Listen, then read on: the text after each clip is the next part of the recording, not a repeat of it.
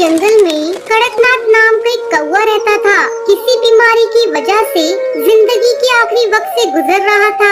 कड़कनाथ अपने खानदान का अकेला कौवा है, जिसके घर में 2 नौकर हैं, टुनटुनी और बंटी कबूतर। कड़कनाथ सेठ को अब इस बात का एहसास हो गया है कि उसने जंगल के पक्षियों से बेईमानी कर जो पैसे कमाए वो उसके काम नहीं आए। मरने के बाद उसकी सारी दौलत रिश्तेदारों के हाथ लग जाएगी।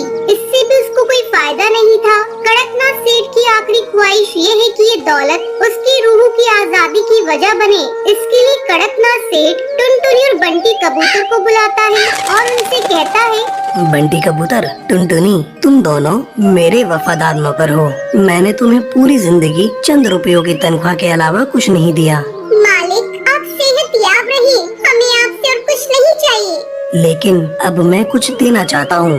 क्या मालिक?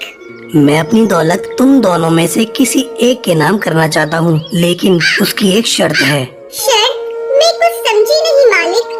आज दिन भर तुम दोनों अपनी अपनी समझ के मुताबिक भलाई और नेकी का काम करो और शाम को आकर बताओ। मुझे जिसकी नेकी बेहतर लगेगी मैं अपनी जायदाद उसके नाम करूँगा। टुनटुनी और बंटी कबूतर कड़कनाथ सेठ की बात सुनकर हैरान होते हैं और दोनों सोचते हैं कि ऐसा क्या काम करें जो कड़कनाथ सेठ को पसंद आ जाए। अगली रोज सुबह होते ही टुनटुनी और बंटी कबूतर नेकी और भलाई का काम करने के लिए घर से निकलते हैं। टुनटुनी अभी तक ये नहीं सोच पाई कि उसे भलाई के नाम पर क्या करना है, लेकिन बंटी कबूतर के दिल में दौलत हासिल करने के लालच ने उसे नेकी के कई काम सुझा दिए हैं। बंटी कबूतर सबसे पहले मंदिर में चंदा देता है, मंदिर के बाहर बैठे गरीब पक्षियों को भी रुपए पैसे से मदद करता है, अस्पताल में जाकर जख्मी पक्षियों को दवाइयाँ खरीद कर बांटता है, जंगल के पुराने स्कूल की मरम्मत करवाता है। टुनटुनी ऐसे ही किसी नेक काम के लिए घर से निकलती है।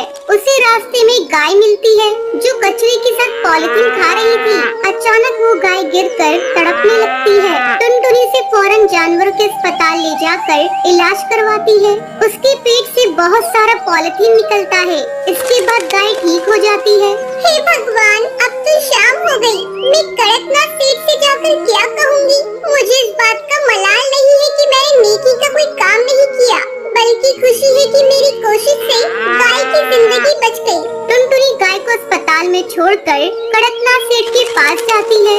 बंटी कबूतर भी कड़कनाथ सेठ के पास आता है और अपने पूरे दिन का काम कड़कनाथ कौवे को बताता है।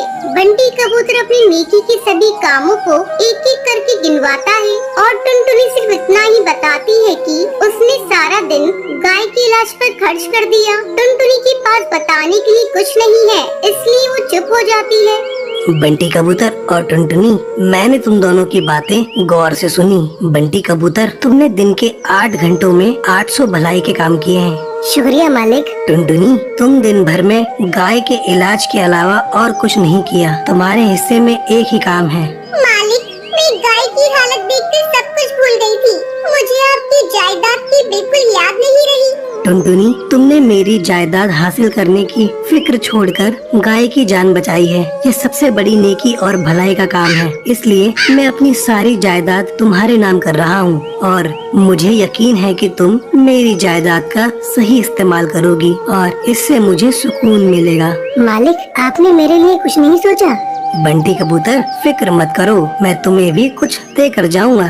मालिक, मुझे आपकी जायदाद की ख्वाहिश नहीं है। आप बंटी कबूतर को ही सब कुछ दे दीजिए। नहीं टुनटुनी, आज से तुम ही मेरी जायदाद की मालकिन हो। बस एक ही गुजारिश है तुमसे, मेरी जिंदगी के आखिरी दिनों में तुम मेरे साथ रहकर मेरी देखभाल करना।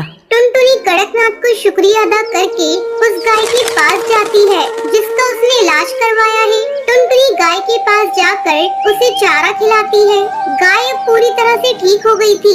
ये सड़कों पर फिरने वाली आवारा गाय है, इसलिए उस गाय को कड़कनाथ के घर लेकर आती है और गाय के साथ खुद भी वहीं रहने लगती है। टुनटुनी अब एक बेटी की तरह कड़कनाथ की खिदमत करने लगती है। वक्त पर दवाई और खाना पीना देती है, गाय का ताज़ा दूध पिलाती है। टुनटुनी, तुम मेरी कितनी खिदमत करती हो, कभी आराम भी कर लिया करो। टुनटुनी, आज से तुम मुझे अब्बू जान कहोगी। ठीक है अब्बू जान, जब तक आप पूरी तरह से दुरुस्त नहीं हो जाते, मैं आराम नहीं करूंगी। टुनटुनी की खिदमत के सामने यमराज को भी झुकना पड़ा और कुछ ही रोज में कड़कनाथ बीमारी को शिकस्त देकर सेहत याब हो जाता है। टुनटुनी बेटी, अब तो डॉक्टर ने भी कह दिया है कि मेरी पूरी तरह सेहत दुरुस्त है। यह तुम्हारी वजह से मुमकिन हुआ है। नहीं अब्बू जान, आपकी दुरुस्त होने में दवाइयों के साथ गाय के दूध का भी करिश्मा है।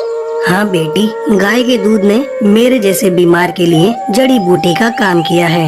बेजान जिस्म में जान डाल दी है। हाँ अब्बू, जब एक गाय ये करिश्मा कर सकती है तो हजारों लाखों गाय इस मुल्क को बदल सकती है। टुनटुनी, गाय हमारे लिए ऊपर वाले की नेमत है। आज से हम अपनी जिंदगी और दौलत गायों की खिदमत में लगाएंगे। कड़कनाथ सेठ और टुनटुनी मिलकर गाय की खिदमत को ही अपनी जिंदगी बना